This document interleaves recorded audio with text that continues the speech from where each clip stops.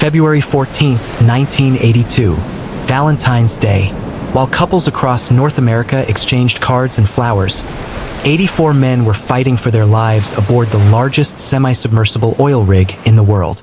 The Ocean Ranger stood 25 stories tall, weighed 25,000 tons, and was designed to survive the worst the Atlantic Ocean could throw at it.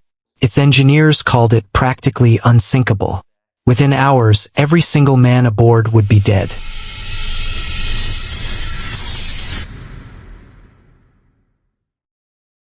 The Ocean Ranger was a marvel of engineering when it launched in 1976. Owned by Ocean Drilling and Exploration Company, it was the largest semi-submersible oil drilling rig ever built at the time. The massive structure sat on two enormous pontoons, each 400 feet long, that floated beneath the surface. 8 massive columns connected these pontoons to the drilling platform above. The design was revolutionary. The rig could drill in ocean depths of 1,500 feet and was built to withstand winds of 100 knots and waves up to 110 feet high. The ballast system was the key to everything. Compartments in the pontoons could be partially filled with seawater, allowing the crew to adjust the rig's stability in response to changing sea conditions. When properly balanced, the Ocean Ranger could ride out virtually any storm. In early 1982, the Ocean Ranger was stationed at the Grand Banks, 166 miles east of St. John's, Newfoundland. The Grand Banks are known for two things: rich oil and gas reserves, and some of the most brutal weather conditions on Earth. In winter, massive Atlantic cyclones regularly tear through the region, bringing hurricane-force winds and towering waves. But the Ocean Ranger had weathered severe storms before. The crew and operators had complete confidence in the rig's ability to handle whatever nature threw at them. On the morning of February 14th, weather forecasts confirmed what the crew already suspected. A major winter storm was rapidly approaching. This wasn't unusual. Severe weather was part of the job out here. The crew began standard storm preparations, securing loose equipment, sealing watertight doors and portholes, and carefully managing the ballast tanks to ensure stability. The ballast control room was the nerve center of the entire operation.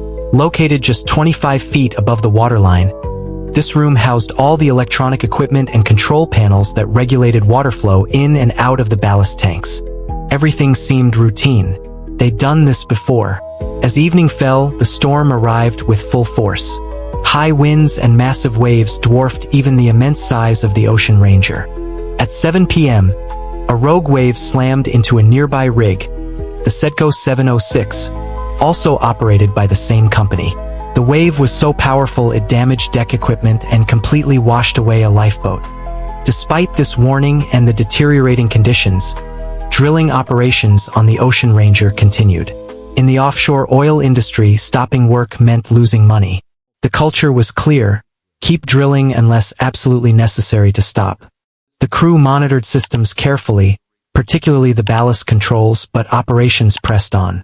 Then, just past midnight, everything changed. A rogue wave, significantly larger than the already massive waves battering the rig, slammed into the Ocean Ranger with devastating force. The wave struck a porthole window in the ballast control room and shattered it completely. Remember, this window was 25 feet above the waterline. That gives you some idea of how massive this wave was. With each subsequent wave, seawater poured into the ballast control room through the broken porthole. The room immediately began to flood. This was catastrophic. The ballast control room was filled with sensitive electronic equipment, circuit boards, control panels, switches, and valves that regulated the entire ballast system. As seawater flooded in, electrical shorts began cascading through the system. Without proper ballast control, the Ocean Ranger began to list, tilting forward toward the bow. This created a deadly feedback loop. As the bow dipped lower, it rode into each wave rather than over it, forcing the front of the rig deeper into the water. This caused more flooding in the forward compartments and chain lockers. The crew implemented emergency procedures. They attempted manual control of the ballast tanks. They halted all drilling operations. They began preparing for potential evacuation. They shut down all non-essential systems to focus resources on the crisis. But nothing worked. The rig continued tilting. At 12:52 a.m., the Ocean Ranger transmitted a mayday call. The standby vessel Seaforth Highlander was requested to come in close. The list had reached 10 to 15 degrees and was getting worse. Canadian Coast Guard helicopters were immediately alerted. Hospitals in St. John's were put on standby. The Coast Guard sequestered nearby support vessels, the Bolton Tor, the Norderder, and standby vessels from other rigs to assist in the emergency. But these rescue vessels faced the same brutal storm that was destroying the Ocean Ranger. At 1:30 a.m., the Ocean Ranger transmitted its final message. "We are going to lifeboat stations." Then silence. Abandoning an offshore oil rig is an absolute last resort. It means leaving the perceived safety of this massive structure and climbing into small lifeboats in the middle of a violent storm. The crew had to gather survival gear, ensure everyone had life jackets, and ready the lifeboats, all while the rig was tilting at an increasingly severe angle. It must be terrifying to climb off a huge vessel that's been destroyed by the storm and climb into a tiny boat that by comparison is the size of a bathtub. The rig's lifeboats were designed to use a gravity drop system, which required the rig to be relatively level to launch properly. With the severe list, launching boats became extremely difficult. The crew managed to launch at least one lifeboat. The Seaforth Highlander support vessel arrived on scene. They could see bodies floating in the water. A lifeboat with 8 or 9 men approached them. The lifeboat steamed across the stern and pulled alongside their port quarter. The Seaforth was able to throw lines to the life raft. Before they could bring anyone on board, the life raft was battered against the hull of the Seaforth Highlander and collapsed. The men in the water clung to the overturned boat. The Seaforth fought its way through the swell and wind to reach the men. They slowly succumbed to the cold. Only one man was seen wearing an orange survival suit. The Seaforth maneuvered into position and narrowly missed chopping him up in its propellers. The crew on deck threw a grappling hook to try and pull the man onto the boat. It hooked his life jacket, but the man slipped below the waterline. It was simply not possible to pull men from the water in such rough conditions with the equipment they had. Rescue teams from the Coast Guard, merchant vessels, supply boats from other oil rigs, aircraft and helicopters descended on the scene. Rescue workers battled against towering waves, freezing temperatures, and powerful winds as they searched for survivors. At 2:30 a.m., the first rescue helicopter arrived. Captain Mike Clark lowered search and rescue technician Master Corporal Randy Brown from a 24-meter cable into the freezing water and howling gale to try and retrieve the first man they saw. He was already dead. Snow and waves estimated at 16 meters made their efforts impossible. It was the first and last airborne rescue attempt. The conditions were too dangerous. Flying over the search area, rescue helicopters fought against winds approaching 90 miles an hour. The heavy seas made body recovery impossible. Instead of attempting more rescues, Captain Clark tried to guide the support vessels to bodies in the water.